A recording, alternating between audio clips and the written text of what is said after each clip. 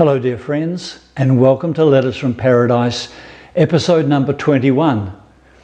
3 weeks ago, I underwent open heart surgery, and I want to begin by expressing my deepest gratitude for the care all of you have shown towards Suzanne and myself during these pretty intense few weeks.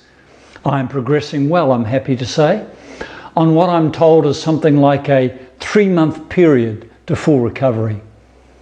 You'll notice I've called this episode Heart, which seems topical, at least for me. And this is the first of a small set of 5 to 6 minute blogs in which I'm chatting about something I love dearly, the church. Last year, Suzanne and I retired after serving in ministry, mostly as pastors of churches, for 45 years. We were in our early 20s when first handed this honour, vastly inexperienced, considerably untrained, mistake-ridden, yet fully passionate and surprisingly blessed. What I realised we were missing was knowing the core reason, the heart of why God has placed His church in the earth. It's a little like we were in a game of Chinese whispers where over successive centuries and generations, the whisper of what was on God's heart progressively altered in the telling. And once the whisper reached me and most of my generation, we had absolutely no idea what was in the first whisper. But we followed what we believed we heard, forming and running churches almost completely devoid of the whisper from God's heart. We were consumed with form and function, activity and achievement, and either patted ourselves on the back or were compelled to even more drivenness, depending on how successful we felt we were. Oh my. I've come to realise that it's impossible to understand church without also understanding the overarching passion of God that brought about the creation of the human race. In a time before time began, there was relationship, there was love, found in a community of three we know as Father, Son and Holy Spirit. The thing about love is that it can never stay still, it cannot be contained, it longs to include and is forever reaching out. And so in the timeless past, the inevitable takes place. The triune community creates to expand its fellowship to a people they called man.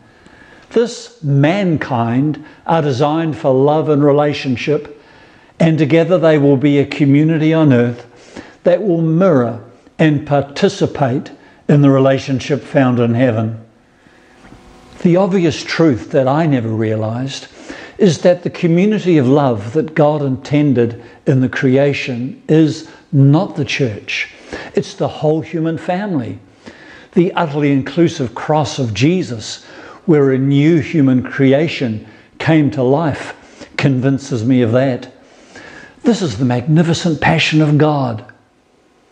So, if the whole human family is the community of love that God intended and not the church, what then is the church? The church, dear friends, is the compelling invitation to the human race. It's scattered over the earth as a visual of what life inside the Trinity looks and feels like. The church is where the deep, unconditional affection found in the three is to be discovered in a family of vulnerable humans. And it's where the movement of uncontainable love keeps flowing outward. What a brilliant concept of heaven on earth, of love revealed, formed in places like Caesarea Philippi, where the love community would, by the power of its very existence and the sheer goodness of the news it has to tell, summons people and families from the edge of hell. Because the church mirrored the Trinitarian joy and affection, it became the places where people's hearts could be held safely, healed and restored to the beauty of God's magnificent passion for the whole human race.